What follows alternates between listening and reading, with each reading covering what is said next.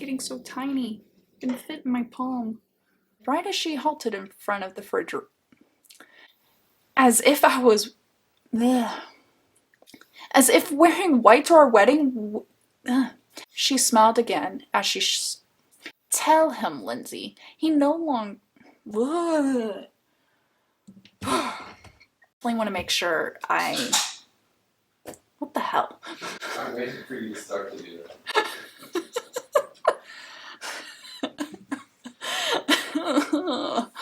Okay.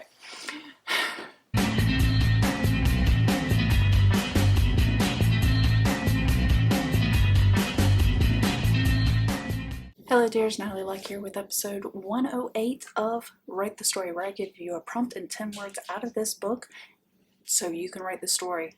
And I share with you my outline and even drafting process so you can see how things change and evolve over the spread of a story. The way I normally do this is I take 5-10 minutes to outline, and then I take 20 minutes, sometimes longer, to even write the story. On Flash Fiction Live, you can see me time myself.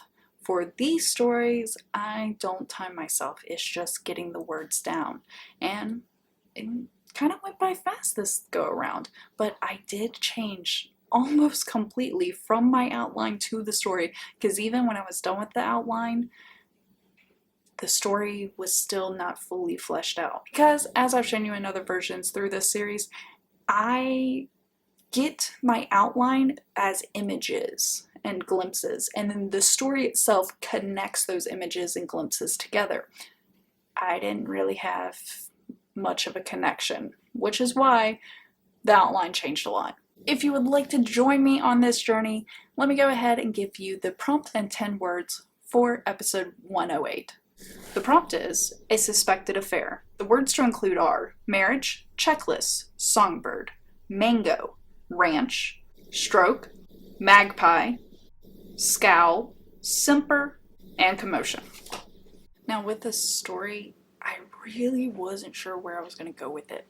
So I kind of just started throwing things down on the outline, grabbing words, picturing something with the word, and then writing it down, hoping that when I wrote the story, I could tie everything together. So the outline itself became a little discombobulated. First thing that I thought of was I want a mango smoothie. I don't know why that stood out to me, but I thought that that was a creative way to use mango.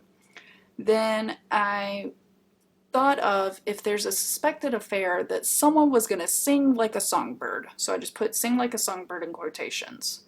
Then I had to look up magpie to learn that that is kind of like the gossiper of a town. And I was like, well, maybe that's the fear, is that the magpie is going to find out and it's going to go around the whole town. Then I said follow a checklist, because that's really the only way that you can use a checklist, is something that needs to be followed. Didn't really know how I was going to pull that in. Wasn't quite sure.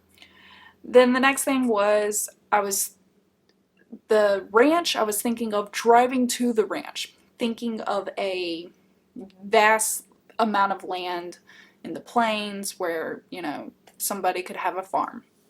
Scowls, I immediately thought a mother-in-law scowls. I don't know why I tied that to a mother-in-law, but that is something that stayed in the story.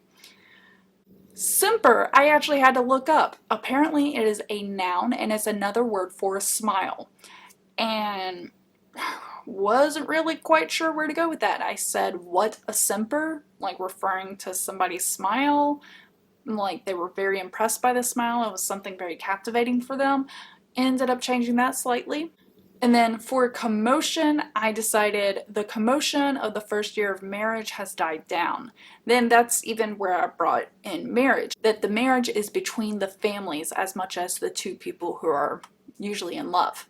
Then the last one, stroke, I would imagine someone being questioned and it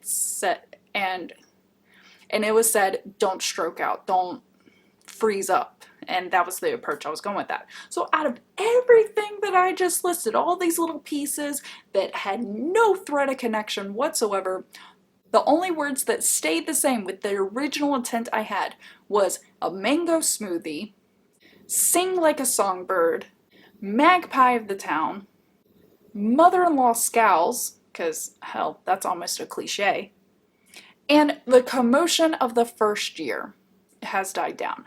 So those 5 words stayed the same. Everything else changed. And I'm actually kind of happy with how this ended up, especially because I was able to include some twists and turns by the end.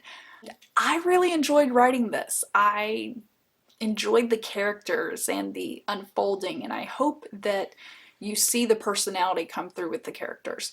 So let me go ahead and read you my version of episode 108. Carol, I didn't expect you. Please come in. Lindsay led her mother-in-law into the house. Carol walked in before the invite was fully extended. She laid her coat on the bench near the entrance as she proceeded to the kitchen in the back of the house. Lindsay pursed her lips, but closed the door and followed. Carl is at work still, but should be home within the hour. Could I get you something to drink? I just made a mango smoothie, Lindsay said right as she halted in front of the refrigerator. Carol shook her head and waved the offer off as she sat down at the kitchen island. No, dear, thank you. Actually, I'm here to see you, Carol said. Lindsay dropped her hand from the fridge handle and stood on the other side of the island. Well, Carol continued, it has been a year of marriage, and I believe the commotion of newness has died down. Lindsay's smile became more forced. She knew the grandchildren talk would come around sooner or later. Carol didn't notice Lindsay tense. Although I wish the truth would have come out before the wedding, I think I need to intervene before even the magpies sing like songbirds to what you have been doing. Excuse me? Lindsay said as she took a step back. Carol held up her hand, her face in a scowl. Don't have a stroke. I'd rather this go away quietly as much as you do, but I can tell you you're going to walk away empty-handed. I'll make sure of that. Carol nodded as she finished speaking. Lindsay let out a faint, "What?" just as the door to the garage opened and Carl called out, "Mom?" He walked into the kitchen. Both women stared at him. His brow furrowed as he glanced between them. "What's going on?" he said wearily as he walked over to his wife and gave her a peck. Carol coughed. Well, dear, I'm sorry to bring you home under false pretenses. Lindsay is physically in good health. You're just in time for the truth she has been hiding from you for God knows how long. Carol reached into her oversized purse and placed photos and papers on the marble counter. There are photos of her meeting a gentleman at least once a week for the past 6 months, but twice a week in the past month. It's always while you're at work, and sometimes it's here, his place, or over lunch. My PI, your what? Carl and Lindsay said in unison. Carol raised her eyebrows and then repeated herself. My PI uncovered an account that was opened 8 months ago, but only in Lindsay's name. She is slowly building it up, and I assume, along with the meetings, you had no clue about it either. Mother, what are you even talking about? Carl asked. He turned to Lindsay. Have you told her? Tell him, Lindsay. He'll no longer look at you with a simper, but you'll both no longer live these lies, Carol said, her disgust of Lindsay tangible. Lindsay shook her head in disbelief. I knew you hated me the moment Carl brought me to meet you and husband number 4. As if wearing white to our wedding didn't solidify it enough, this has truly bronzed the matter. Carol was aghast. How dare you speak to me in that way, you two-timing hussy. I want you to leave this house and only communicate with Carl's divorce attorney from this day forth. Wait a second, Carl spoke up, but a glare from his mother and a patting of his hand from his wife kept him quiet. I've got this, sweetie, Lindsay said. She turned to grab an envelope from her purse and dropped it onto the stack of papers Carol had placed on the counter. Lindsay stepped back to her husband, wrapping an arm around his waist as he did the same to her. Now, Carol, you'll find in the folder plans for a ranch house as well as a contract for land out in the country and our loan checklist. The dining room table, if you happen to notice when you waltzed in, is covered in finishing samples. Carl's and my rental agreement is up in 6 months and we're building our dream home, Lindsay said.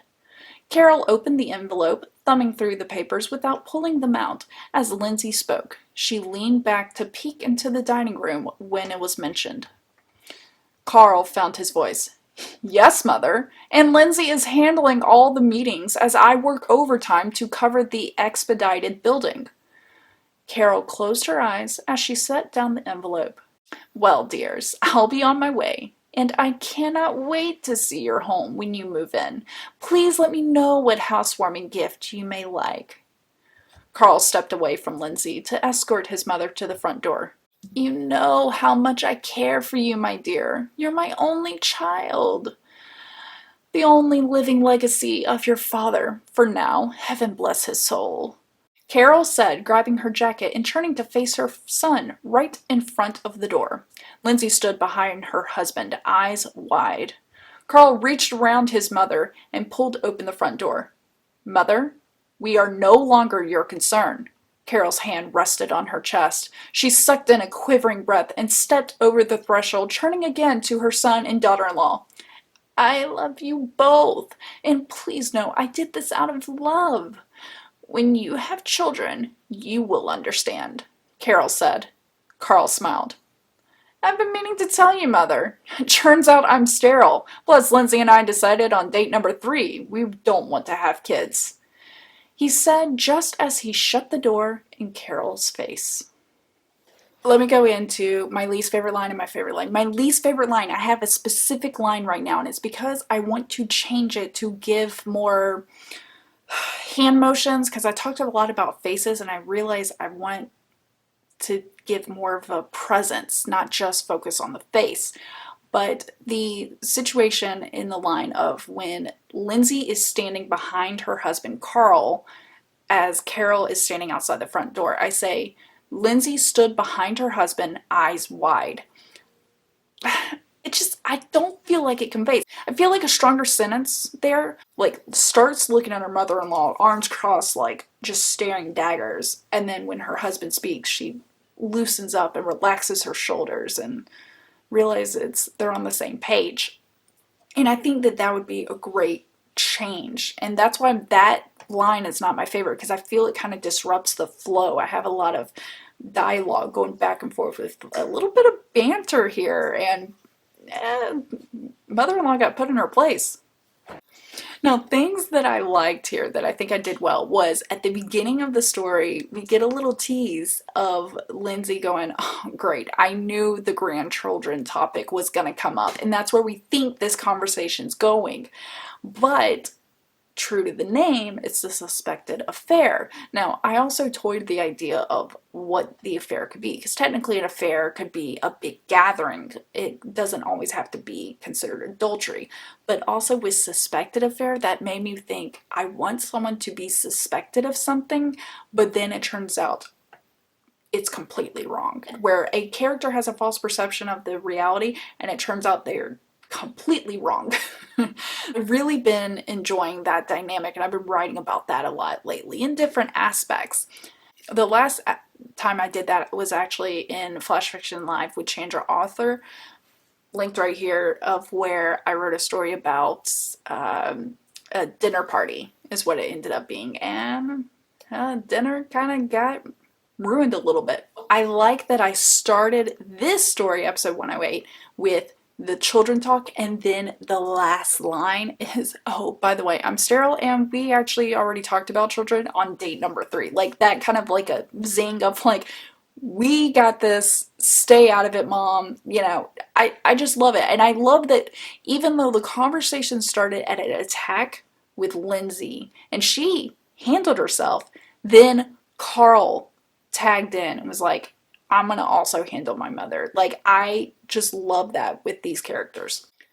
I felt that Carl wasn't knighting and trying to save Lindsay, but also Lindsay wasn't saying, I'm gonna handle your mother, stand back, either. Like, they were a true married couple and both handling it. They were both on the same side, and I really like that they show that dynamic. They both handle and stand together and also stand on their own. Now, regarding my favorite line, I actually have a few, and I'm still not sure which one's my exact favorite, but I feel like they're really good singers. And the lines are, when the first time that you realize Carl is on the exact same side with Lindsay, and when he says, Mother, we are no longer your concern. That is a yes, like, really victory moment where you know he's on the same side. It wasn't like a whispering to his mom going, hey, I'm sorry, I'll handle Lindsay. It was, no, like, to be clear, you overstepped your bounds. Then the next line that really stood out to me, that just, to me, just strengthens even more of Carl and Lindsay's bond, is when he says, plus, Lindsay and I decided on date number 3, we don't want to have kids.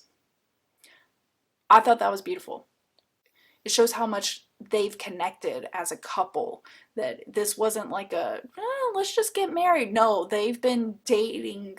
They were dating and having serious conversations for a long time and knew what they wanted in life, and they ended up building a beautiful relationship together, and the mother-in-law kind of got involved. And even also, oh god, the other favorite line that Lindsay says when she stands up for herself, the entire paragraph of, I knew you hated me the moment Carl brought me to meet you and husband number 4, as if wearing white to our wedding didn't solidify it enough. This has truly bronzed the matter. That last sentence of her wearing white didn't solidify it enough. It's truly bronzed the matter. I feel like there's so much imagery there. It's and feeling and emotion. And then also, not to mention the nice little slide in of husband number 4 is kind of a little jab at the mom too. And I mean, you've seen probably TV shows and stuff like that where I'll be honest. I went the typical cliche trope of the meddling mother-in-law. But I didn't go the trope of where the husband trades one powerful, confident woman for another powerful, confident woman. It wasn't that. It is a true partnership between Carl and Lindsay, not him just kind of rolling over to whichever woman is stronger or more emotional or whatever. I will say, yes, I did have some tropes, but I think by countering other tropes, it's kind of allowed, right? Maybe? You'll let me know, I'm sure, in the comments. But, yeah, I have too many phrases here of where I think I did good. And by the way, did you notice what I did with Carol and Carl? There's a reason Carl's name is Carl, because Carol is a little conceited. Like, that is one of those headcanon, underlining, read between the lines things that I feel like you could see with the characters. And I feel like these characters are well developed, actually. I could maybe talk to them a little bit more. Maybe feel maybe if any of them fall flat, maybe it's Carl, because at least with Lindsay and Carol, we get a little background history with both of them, that they've kind of always butted heads, but Lindsay is finally standing up for herself. Carl, we didn't get much, so maybe that is a way that I can get better. But also, this story, I'm at like 988 words, so I don't really have a lot of room to work with here. But there is some things to edit, and there's also some things that I probably should not touch it because it's fine the way it is, or if I do touch it, it's just a slight buff out the smudge. Definitely not a rewrite. So we'll go from there. I found a lot of joy in this story, and I hope you find joy in any of your passions that you have as much as you can touch it every single day, every week, every month, and every year.